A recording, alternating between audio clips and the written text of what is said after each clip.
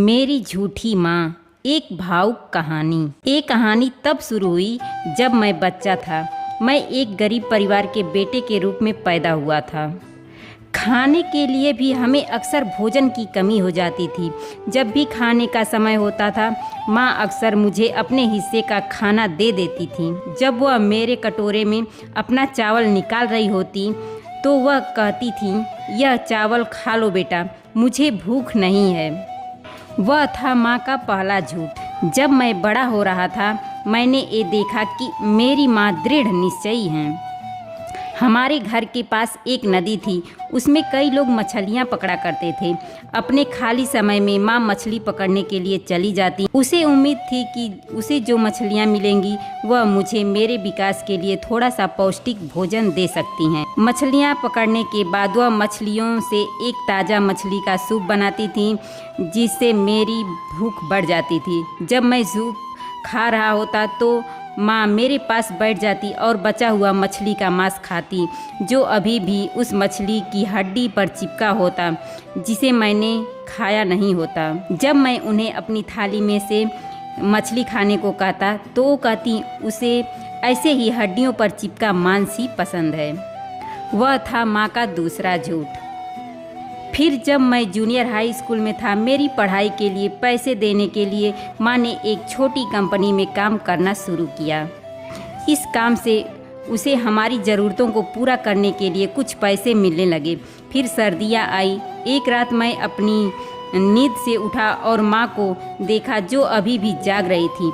एक छोटी सी मोमबत्ती की रोशनी में कंपनी से कुछ काम घर लाकर करती थी। मैंने कहा, माँ सो जाओ, देर हो चुकी है, कल सुबह तुम्हें काम पर भी जाना है। माँ मुस्कुराई और बोली, सो जाओ बेटा, मैं बिल्कुल थकी नहीं हूँ और वैसे भी मुझे काफ़ी देर से नींद आती है। वह था माँ का तीसरा झूठ। मेरी अंतिम परीक्षा के समय माँ मेरे साथ चलने के लिए अपने काम से छुट्टी मांगी। जब दिन चढ़ा और सूरज की तपिश बढ़ने लगी तो कई घंटों तेज धूप में मेरी दृढ़ माँ ने सूरज की चमकती गर्मी में मेरा इंतजार किया। जैसे ही घंटी बजी, जिसने संकेत दिया कि अंतिम परीक्षा समाप्त हो गई है, माँ ने तुरंत मेरा स्वागत किया और मुझे एक ठंडी बोतल में एक गिलास लस्सी पिलाई, जो उसने पहले से मेरे लिए तैयार की थी। बहुत गाढ़ी लस्सी थी, लेकिन मेरी माँ के प्यार से ज़्यादा गाढ़ी नहीं। अपनी माँ को पसीने से लथपथ देखकर मैं तुरंत उसे अपना गिलास दिया और उसे भी पीने के लिए कहा। माँ ने कहा, पियो बेटा, मुझे बिल्कुल प्यास नहीं है। वह था माँ का चौथा झूठ। बीमारी के कारण मेरे पिता की मृत्यु के बाद मेरी गरीब माँ को एकल माता पिता के रूप में अपनी भूमिका निभानी पड़ी। अपनी पूर्व नौकरी पर रहकर उसे हमारी ज़रूरतों को अकेले ही पूरा करना था। हमारे परिवार का जीवन अधिक जटिल था। बिना कष्ट के दिन नहीं। हमारे परिवार की हालत बद से बदतर होती देख एक सज्जन आदमी था जो मेरे घर के पास रहता था। वो हमारी मदद के लिए आया। वो छोटी या बड़ी समस्याओं से हमेशा हमारा साथ देता।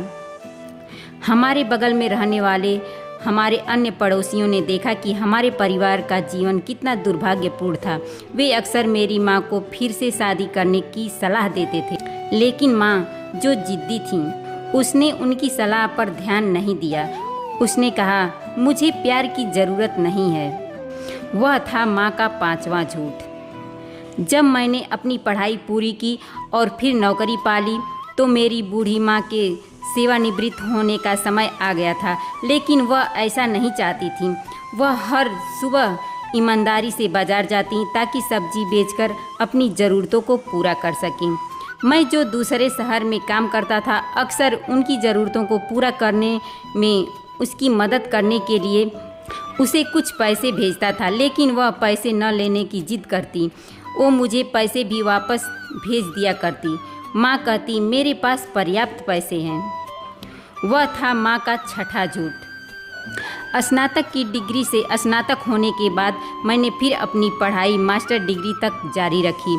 मैंने डिग्री ली, जिसे एक कंपनी द्वारा स्कॉलरशिप के माध्यम से अमेरिका के एक प्रसिद्ध विश्वविद्यालय में वित्त पोषित किया गया था।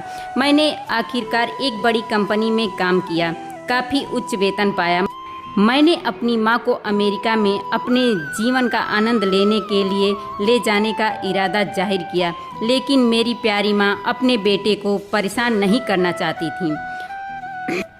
उसने मुझसे कहा, मुझे इसकी आदत नहीं है, मैं वहाँ नहीं रह पाऊँगी, मेरा मन नहीं लगेगा वहाँ।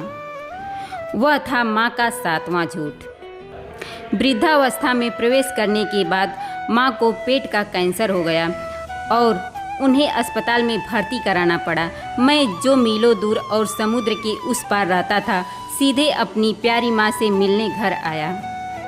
ऑपरेशन के बाद वह बिस्तर पर कमजोरी के कारण लेटी हुई थी। माँ जो इतनी बूढ़ी लग रही थी, गहरी तड़प से मुझे देख रही थी।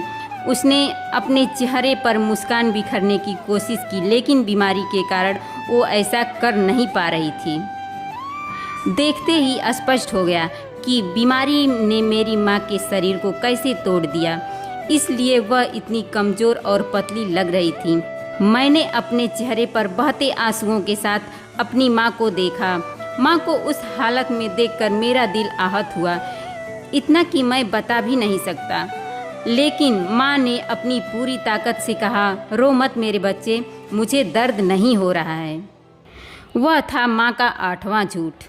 अपने जीवन का ये आखिरी झूठ बोलने के बाद माँ ने हमेशा के लिए अपनी आंखें बंद कर ली।